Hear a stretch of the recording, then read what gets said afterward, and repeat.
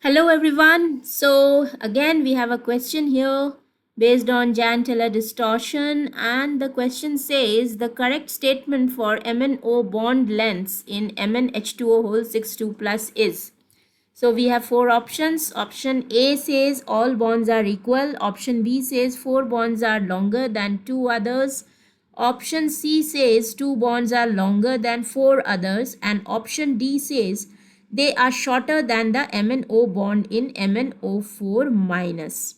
Now, how to solve this question? So in my previous videos, I have shown that what strategy we will use to solve the problems based on Jahn-Teller distortion. We have to check the distribution of d electrons.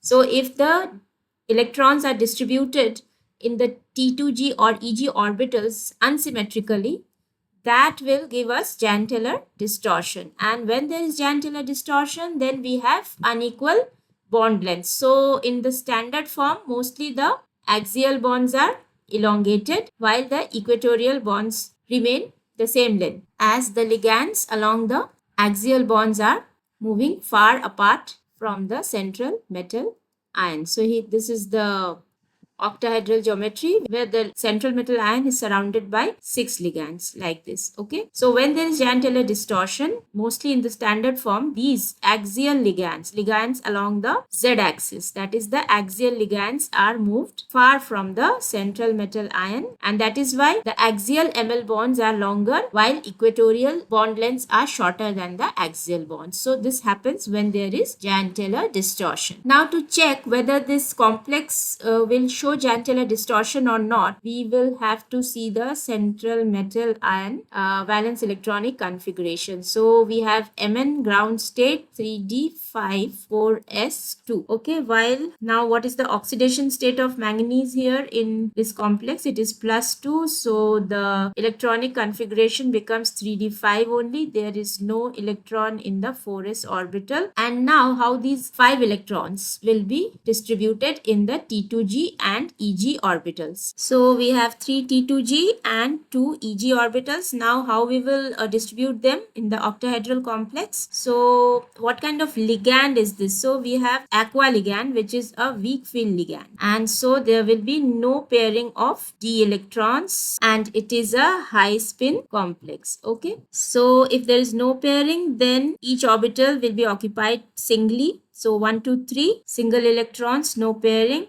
4 and 5. Now we will just check out that whether there is symmetrical or unsymmetrical filling of orbitals T2g and Eg. So T2g is symmetrically filled. Why? Because we have 3 orbitals and 3 electrons. So symmetrical filling. And what about Eg? Eg orbital is also symmetrically filled because we have 2 orbitals and 2 electrons. So this is also symmetrically filled. And now if both these T2g and Eg orbitals are symmetrically filled, then what is the effect? So there is no Jahn-Teller effect in this complex because both the T2g and Eg orbitals are symmetrically filled. So this manganese complex MnH2O2 plus is not showing any Jahn-Teller effect. And if there is no Jahn-Teller effect, then the geometry is a regular octahedral. And if this geometry is regular octahedral, that means all the metal ligand bonds are equal. So now we see these options. So option A says all bonds are equal. B says 4 bonds are longer than 2 others. No, it is not possible. It is possible only if there is a Jahn-Teller effect shown in this complex. Then option C says 2 bonds are longer than 4 bonds. No, if there is possibility of unequal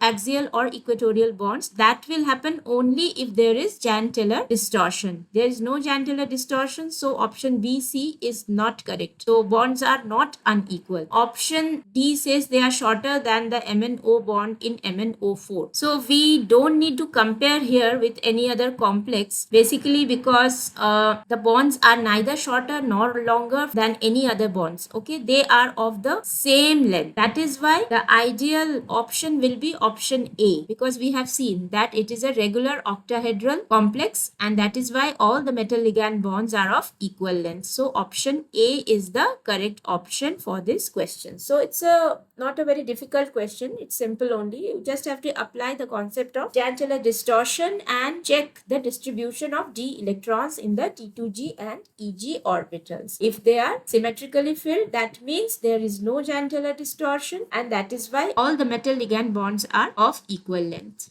So just for a quick clarification, option D says that these manganese oxygen bonds, these are shorter than the manganese oxygen bonds in MnO4 minus.